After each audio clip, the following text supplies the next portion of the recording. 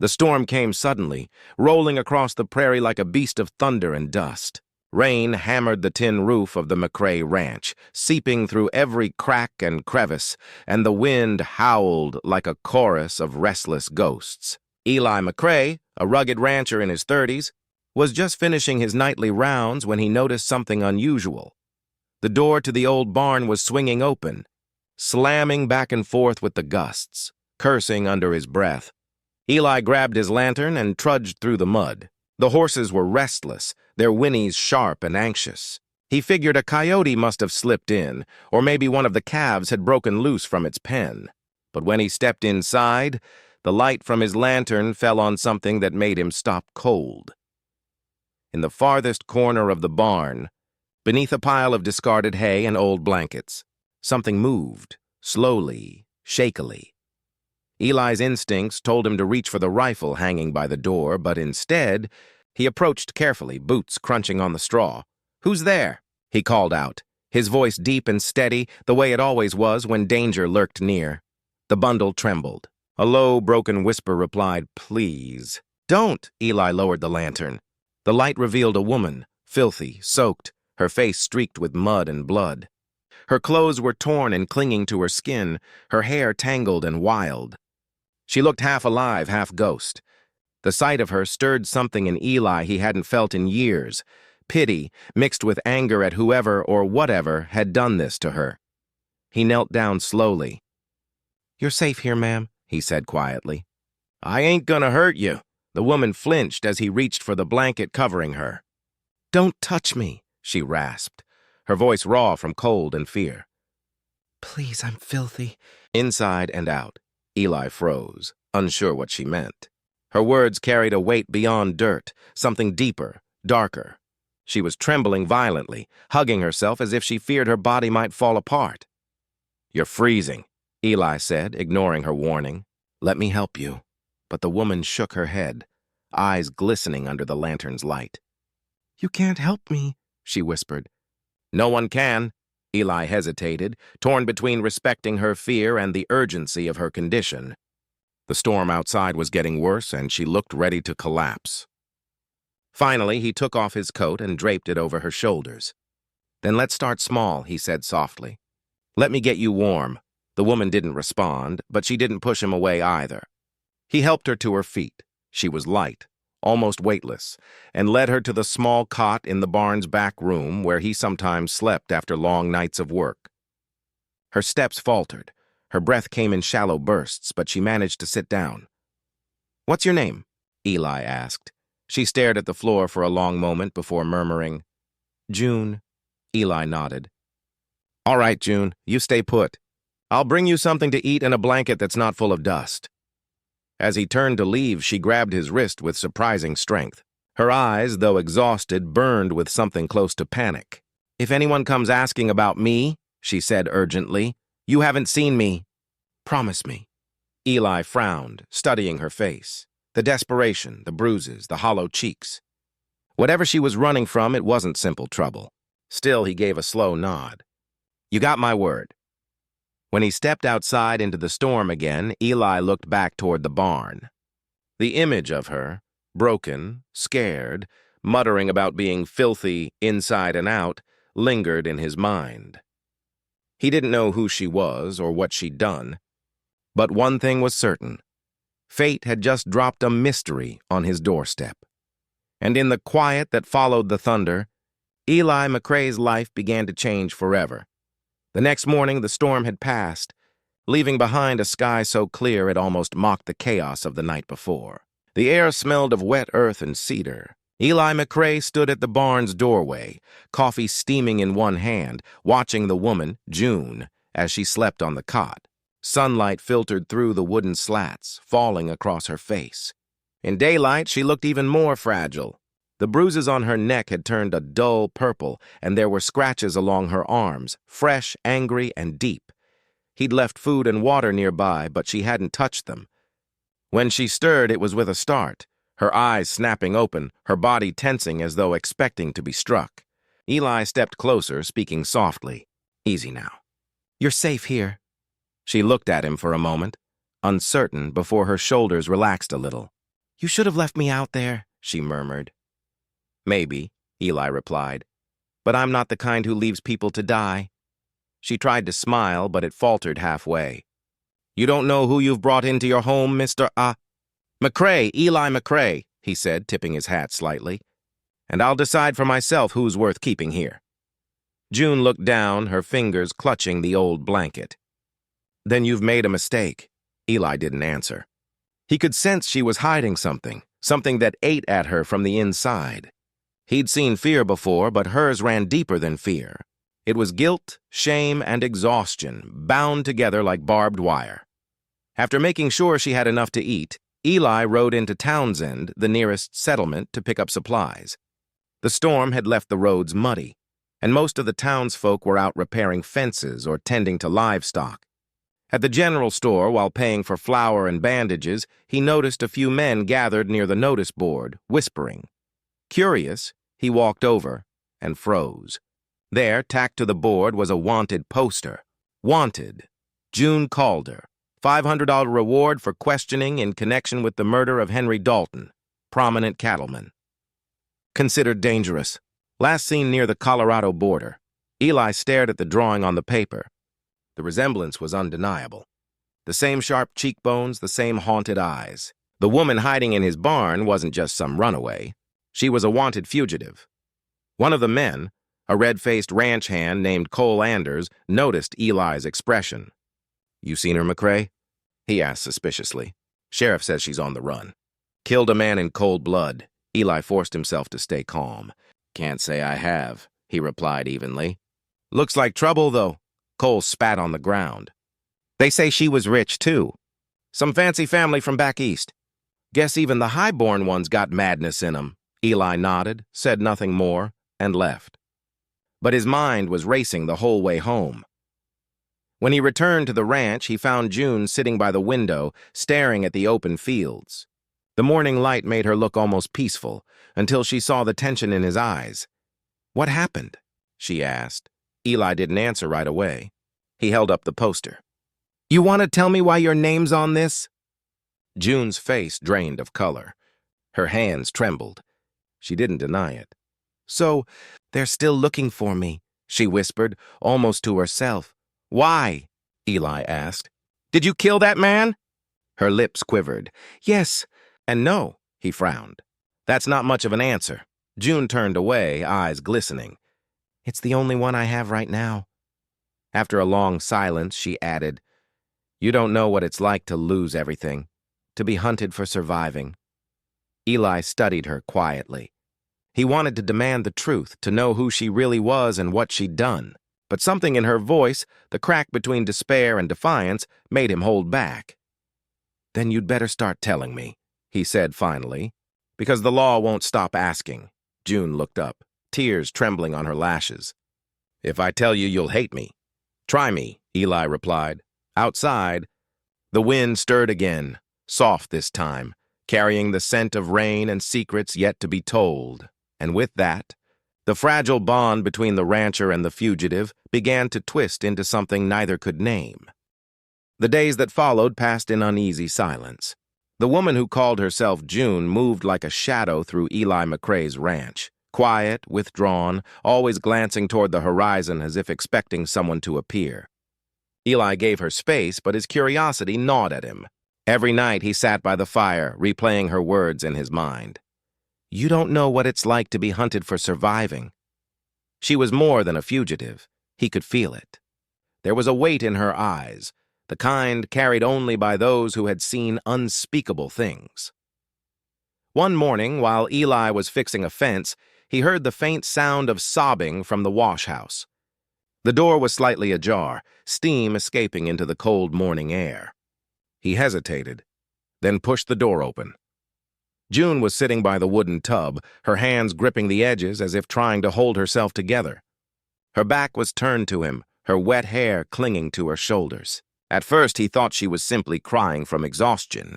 Then he saw the scars. They ran across her back like whip marks, long, uneven, and cruelly deep. Some were old, faded into pale white ridges. Others newer, still raw and angry. For a moment, Eli couldn't breathe.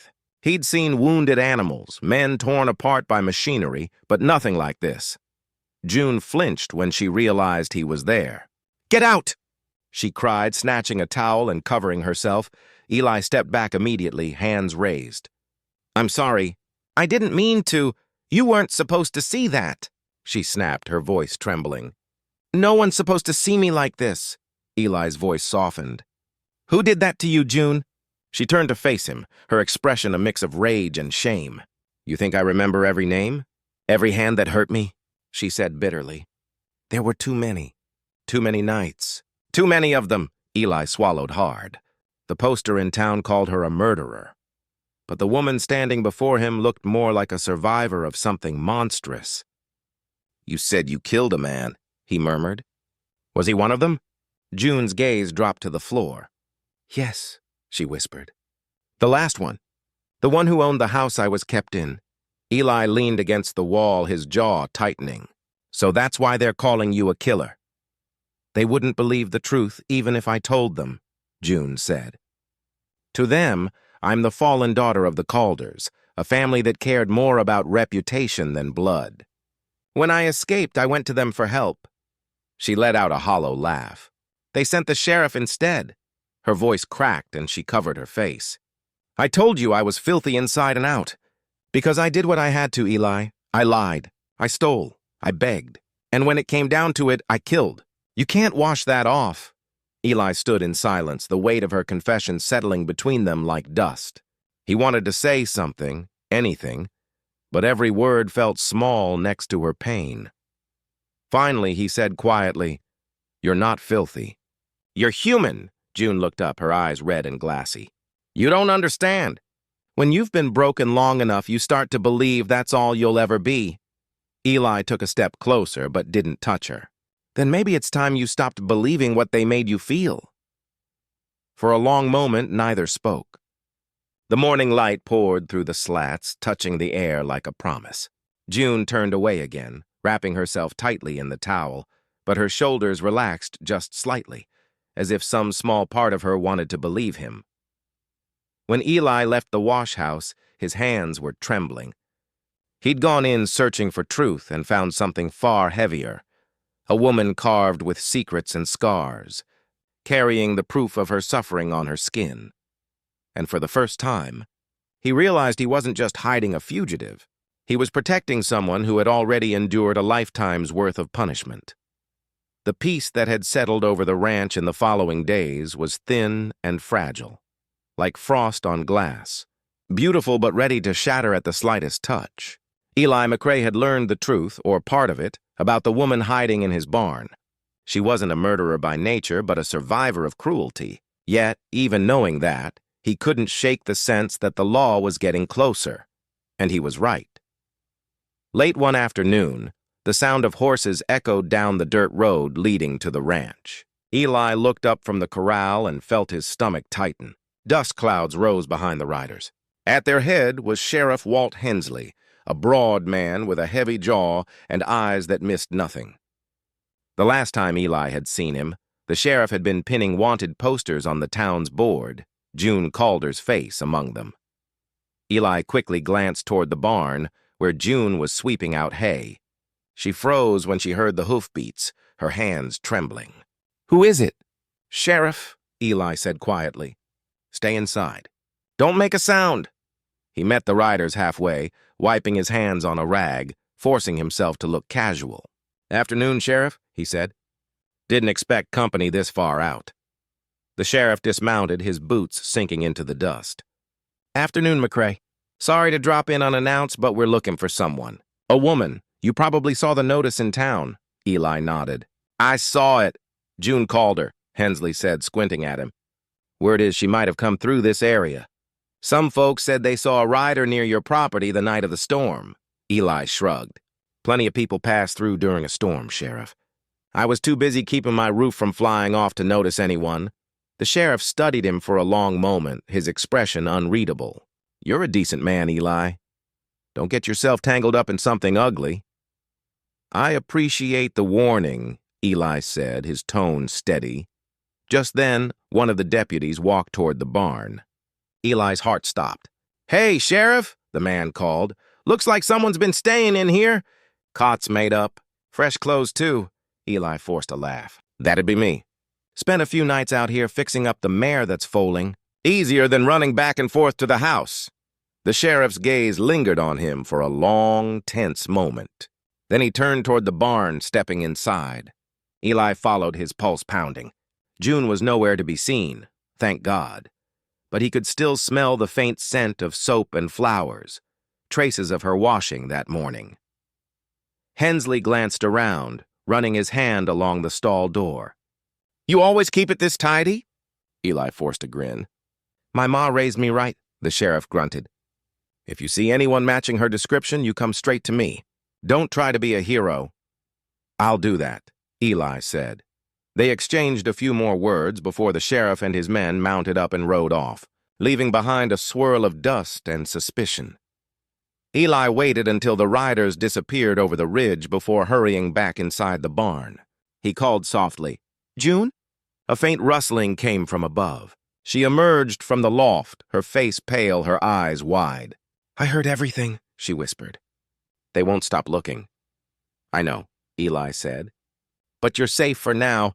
June's hands shook as she descended the ladder. "You shouldn't lie for me. If they find out, they'll say you helped a murderer." "I don't care what they say," Eli replied firmly. "You deserve a chance to tell your side." Her gaze softened, but there was a deep sorrow in her eyes. "My side doesn't matter to them. To men like Hensley, I'll always be guilty because I survived when I wasn't supposed to."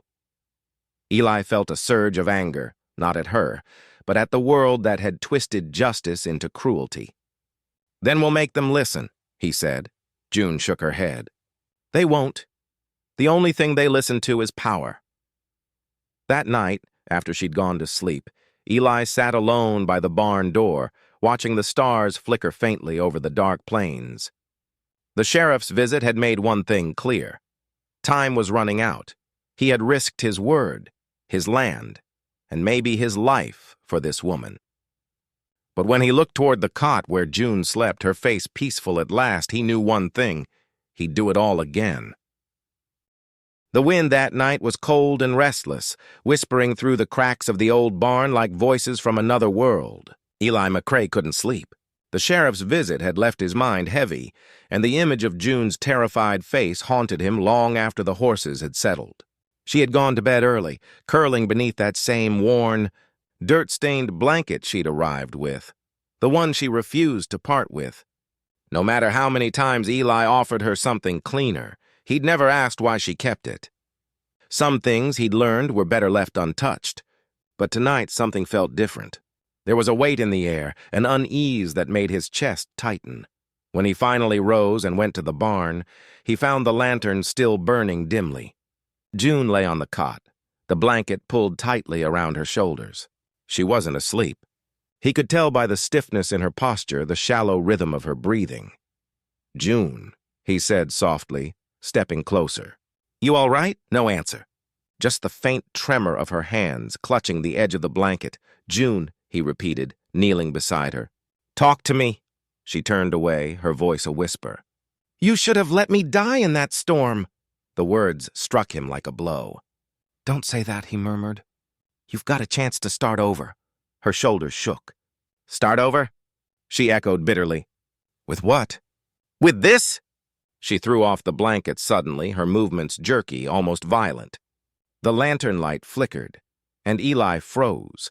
Across her arms, her stomach, even her thighs, her skin was marked with thin scars and carvings. Some were crude, shallow lines. Others were deeper, shaped into letters, words, and symbols. Eli's breath caught as he realized what they said. Short, jagged phrases etched by her own trembling hand. Liar. Sin. Dirty. Forgive me. Each word was carved into her flesh like a confession. A punishment written in blood. June looked at him then, tears cutting clean lines down her dirty cheeks. "You wanted to know the truth?" she whispered. "This is it. Every time I remembered something I did to survive, I marked it. To make sure I never forgot what I am." Eli's stomach churned. "June, no, you didn't deserve this." "You didn't I?" she interrupted sharply. I stole from people who helped me. I lied to kind men who gave me shelter. I killed one of them when he tried to send me back. Her voice cracked. Every mark is something I can't wash away. Eli reached out, but she flinched as if his touch might burn her. You think this makes you filthy? He said softly. You were trying to survive, June. You were fighting to stay alive in a world that wanted to destroy you. She shook her head, her voice trembling. No one fights without losing something of themselves. For a long moment, the barn was silent except for the wind. Eli finally stood and crossed to the stove. He grabbed the old blanket, now lying in a heap on the floor. Its stench of damp and fear filled the air. Without a word, he carried it outside. June followed, barefoot, silent. Eli struck a match. The flame flickered, then caught. The blanket burned slowly at first, then roared into orange light, sending ashes spiraling into the cold night sky. June stared at it, her lips parted, her eyes wide with grief and relief all at once. Why did you do that? She whispered. Because, Eli said, his voice low but steady. That blanket's been holding you prisoner longer than any cell could. It's time you stopped hiding under it. Tears streamed down her cheeks and she sank to her knees before the fire. You can't burn what's inside me, she said weakly. No, Eli admitted, kneeling beside her. But you can stop feeding it. For the first time, she didn't pull away when he reached for her. She leaned against him, trembling, watching the last remnants of the blanket turn to ash. The night smelled of smoke and something like cleansing. When the fire finally died, June whispered almost to herself, Maybe I can try again. Eli looked at her, truly looked, and saw not a fugitive, not a sinner, but a woman clawing her way back from the ruins of her own soul, and he knew then that burning that blanket wasn't just an act of mercy. It was the beginning of her redemption. The blanket was gone, but its ashes lingered in the morning breeze, scattered across the ranch like fragments of a buried confession. Eli McCrae had watched June sit by the embers until dawn, silent and hollow-eyed, as if the fire had burned through more than fabric. It had burned through memory. When the sun rose over the plains, painting the sky in gold and crimson, June stood. You think burning it fixed me? She asked quietly. Eli shook his head. No, but it means you're done hiding from it. She gave a faint, humorless laugh. You talk like you know what that feels like. Eli didn't answer. There were ghosts in his past, too, ones he didn't speak of. Maybe I do, he said simply. For a while, life on the ranch found a fragile rhythm. June helped with chores, her hands blistered but steady. She spoke little, but sometimes Eli caught her humming softly to the horses, her voice a whisper of the woman she might have been before her world fell apart. But peace never lasts long in places where truth still hides. 3 days after the burning, dust rose again on the horizon. Sheriff Walt Hensley was returning, and this time he wasn't alone. 4 riders followed him, their badges catching the morning light. Eli's gut clenched. Stay inside, he told June, but she already knew. She'd seen the riders, too. By the time the sheriff arrived, Eli was waiting on the porch, arms folded. Back again, Walt? He asked evenly. Hensley dismounted, his face hard. We got word, Eli. Someone matching June Calder's description was seen near your property. Eli's voice didn't waver. You're mistaken. Haven't seen anyone, the sheriff sighed. You've always been a good man, McCrae. Don't ruin that now. We've got proof she's here. He pulled out a small, dirt-stained handkerchief. Eli recognized it immediately. It was June's, one she'd used that morning while tending the horses. The sheriff's men moved toward the barn. Eli's pulse thundered in his ears. She's not dangerous, he said, stepping in their way. Tell that to the man she killed, the sheriff snapped. Henry Dalton was my brother. Eli froze. The world tilted. Your brother? Yeah, Hensley growled. She shot him point blank. Said it was self-defense, but we both know what kind of woman she is. Before Eli could respond, one of the deputies called out from the barn. Got her! June was standing by the stall, her wrists already raised. She didn't fight. She didn't speak. She just looked at Eli, her eyes calm but full of sorrow. It's all right, she said softly. Let them take me. June, she shook her head. You've done enough, Eli. Don't lose everything because of me. The sheriff bound her wrists with rope. You'll have your trial in town, he said coldly. But don't expect much mercy. Eli followed them as they led her away, his boots crunching in the gravel. Walt, he called, his voice breaking. She didn't kill him out of malice. You don't know what your brother did. The sheriff spun around, fury burning in his eyes. You accusing my brother of something, McCrae? Eli didn't flinch. I'm saying the woman you're dragging in chains has already been punished enough for 10 lifetimes. But his words fell like stones in the dust. By the time the riders disappeared down the trail, the ranch felt emptier than ever. The barn was too quiet, the cot too neatly made. On it, Eli found something she'd left behind. A folded scrap of paper, stained with tears and soot. Don't try to save me, not yet. I have to face what I've done before I can be free. That night, Eli sat alone beside the ashes where the blanket had burned. The embers were cold now, lifeless. He picked up a handful of the gray dust and let it drift through his fingers. Truth in the ashes, he murmured. He didn't know it yet, but that truth was only beginning to surface, because what June had confessed wasn't the whole story. And before long, the entire town would learn that the line between guilt and survival was far thinner than anyone had ever dared to believe. The jail cell in Townsend was small, dark, and smelled of iron and damp earth. June Calder sat on the narrow cot, staring at her bound wrists. The bruises from the rope were nothing compared to the ache in her chest. Every creak of the wooden floor outside reminded her that she was trapped again, not just by walls, but by her past. The sheriff's men had thrown her in the cell without a word, though the townsfolk had plenty to say. Through the small barred window, she could hear them gossiping in the street. Looks like the killer's back. Poor Sheriff Hensley. His brother didn't deserve that. They say she's cursed. Men die wherever she goes. June closed her eyes. Once those words would have broken her. Now they were just echoes of the same cruel world she already knew too well. That night, by the flicker of a lantern, she picked up a stub of pencil and a torn piece of paper. Her hands shook as she began to write, not to the sheriff, not to the judge, but to Eli McCrae. Eli, I know you'll come looking for me. That's why I have to write this. So you'll understand before you make the same mistake I did. You keep thinking I'm worth saving, but you don't know the whole truth. Henry Dalton, the man they say I murdered, wasn't just a captor. He was the one who bought me after I was taken. I was 16. He told me he'd protect me, then chained me to a bed and called it love.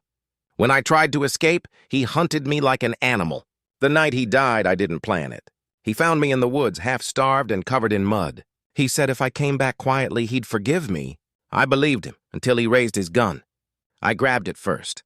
I didn't think, I just pulled the trigger. I ran until I couldn't breathe.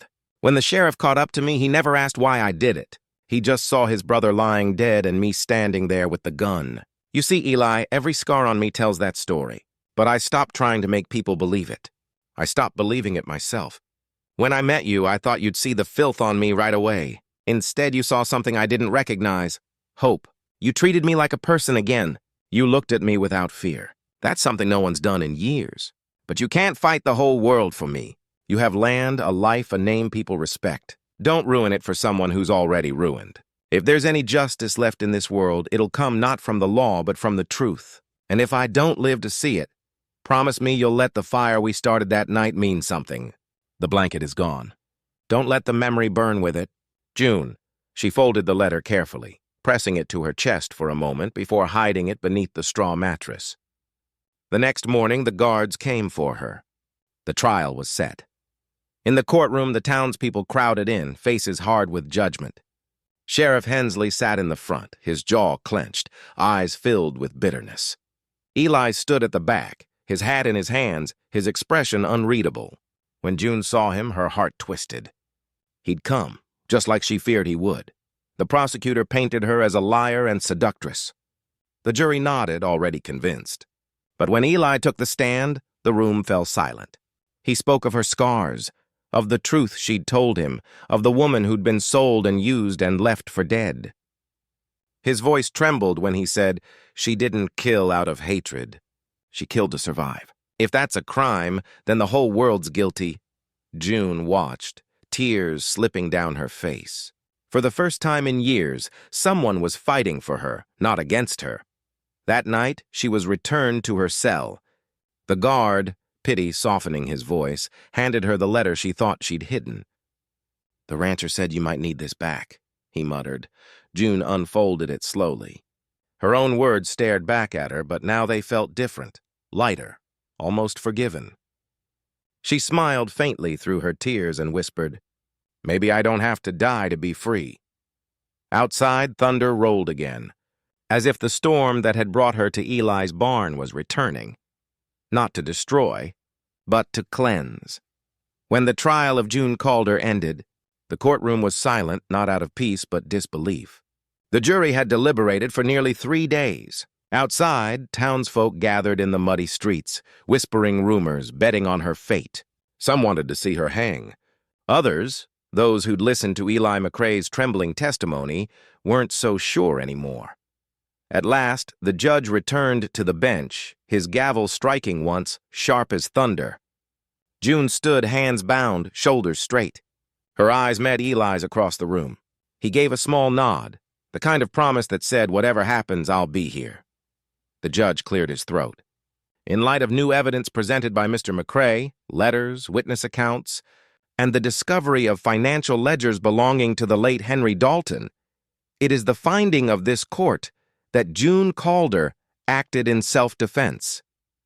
A murmur rippled through the room. June didn't move. The judge continued, "All charges are hereby dropped. You are free to go." For several seconds, she couldn't breathe. The words "free to go" sounded unreal, fragile, as if they might shatter if she moved too quickly. When the bailiff finally unbound her wrists, the rope marks felt like ghosts fading away. She looked toward Eli. He stood in the back, his hat pressed to his chest, his eyes glistening. For the first time in years, June smiled, not out of defiance, but from the raw, aching disbelief of a woman who'd forgotten what hope felt like. That night, as the town celebrated Halloween with bonfires and whiskey, June sat quietly outside the sheriff's office, the cool air brushing her face. Sheriff Walt Hensley came out, his steps heavy. For a long while, neither spoke. Finally, he said, "I read the ledgers. My brother. He did terrible things." June didn't respond. There was nothing to say. Hensley nodded toward her. "You could have run. Could have stayed hidden. Instead, you faced it." His voice softened. "That takes courage." "I didn't do it for courage," she said. "I did it because I was tired of being afraid." He nodded once and tipped his hat before walking away. Eli met her outside the courthouse at dawn. The sky stretched wide and gold over the open plains, a mirror of the first morning they'd met, only now the storm had passed for good. "I thought I'd lost you," he said quietly. "You almost did," she replied, her voice soft but steady. "But you didn't give up on me. No one's ever done that before." They walked together to his wagon. The road home was long and silent. But it wasn't the silence of shame. It was the peace of two people who no longer needed words to fill the space between them. When they reached the ranch, the fields shimmered with dew. The horses neighed softly, recognizing their caretaker. June stepped down from the wagon and looked around. The air smelled of hay and rain. For the first time, she didn't feel like a fugitive or a ghost. She felt present. "This place," she whispered. "It feels different now." Eli smiled. "It's always been the same. You're the one who's different." She walked toward the spot where the blanket had burned months ago. Wildflowers now grew there, small, yellow, and stubbornly alive. She knelt, touching one with trembling fingers. "You said I could stop feeding the fire inside me," she murmured. "Maybe this is what grows after it." Eli came up beside her, quiet, reverent. "You don't have to carry it anymore, June. Not alone." She looked at him, really looked, and saw not a savior but a man who had simply refused to walk away. "Then maybe," she said, smiling through tears, "I'll stay, if you'll have me." Eli's voice caught in his throat. I'd be a fool not to. The sun rose higher, spilling gold over the land. Birds lifted from the trees, the wind carrying their song across the open sky. June closed her eyes and breathed deeply. For the first time in years, she didn't feel filthy. She didn't feel hunted. She just felt free. As Eli reached for her hand, their fingers intertwined, rough, scarred, human. Together they stood beneath that endless blue horizon, no longer defined by the pain behind them, but by the promise ahead. And in that still, sacred moment, June Calder, once broken, once branded, was reborn under the open sky.